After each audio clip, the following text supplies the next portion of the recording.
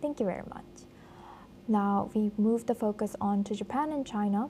Japan has pushed back against China's account of a weekend military encounter, disputing Beijing's claim that Japanese self-defense forces interfered with Chinese naval flight training. Tokyo's top government spokesperson, Chief Cabinet Secretary Minoru Kihara, has said that China's accusation that Japanese aircraft endangered a Chinese jet's safety was unfounded. His remarks follow comments from Prime Minister Sanai Takaichi, who said Chinese fighter jets had aimed their radar at Japanese aircraft near the Okinawa Islands, an assertion China rejects.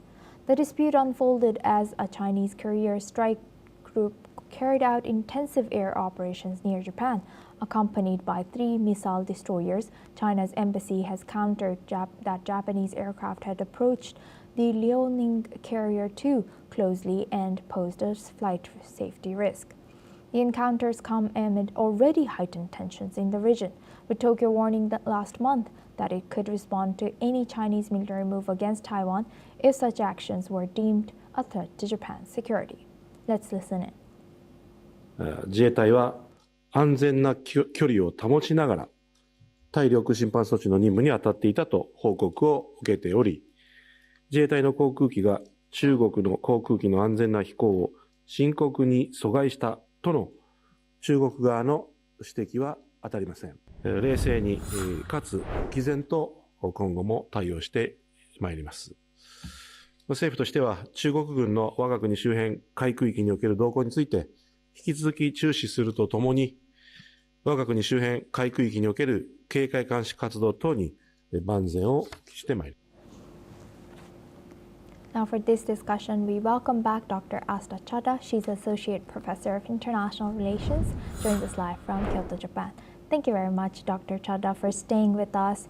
Now, the situation is escalating between Japan and China, as both accused each other of this. What are we to make of latest escalation, and why do you think China decided to choose the senior Okinawa in particular? Well, thanks again for having me to discuss this issue. Thank you. I mean, a few days back, I think I was discussing this on your channel that Taiwan had reported that, Chinese forces, specifically Chinese military forces, were surrounding East China Sea and Taiwan, and they were trying to monitor and conduct surveillance on any foreign ships and any foreign, military vessels that were passing through the region in order to continue to, assess the presence of or the foreign presence around Taiwan Straits. And, this incident came right after that. So the fact that, Chinese military carrier group in some ways operating over international waters in southeast of Okinawa as it is a concern for Japan, as is the issue of Chinese military presence around the disputed Senkaku Island. But the fact that Japan claims that Chinese military aircraft twice logged their fire control radar on the Japanese ASDF aircraft, that is even more serious because, those kind of things could lead to dangerously, creating a dangerously hostile environment in the maritime space. That's one. And two, that also leads to some sort of curbing of freedom of navigation, which exists in and around, East China Sea or South China Sea or in and around Japanese islands. So Japan lodging a strong protest is not only on its own behalf, the fact that this happened around Okinawa, and it happened on Okinawa, wherein we do know that US has its military base as well. But, this is extremely regrettable and dangerous because this leads to a breakdown of some sort of trust that exists between different parties who are allowed to in some way operate their vessels in and around the maritime spaces.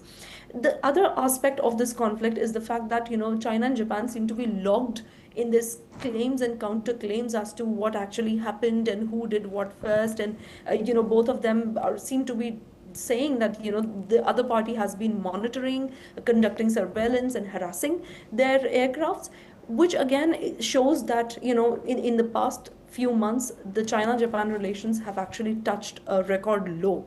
specifically with regard to Chinese, Chinese retaliation against the Japanese Prime Minister's remarks regarding equating the Taiwanese security to that of Japanese security. So we see a complete, once again, I mean, this is very unfortunate that I came today to discuss the breakdown of trust among Southeast Asia, but that is pretty much the case when we look at East Asia as well. Right. With that, I would like to thank Dr. Chadha for joining us today and sharing that insight throughout our news. Thank you very much. Now we move the focus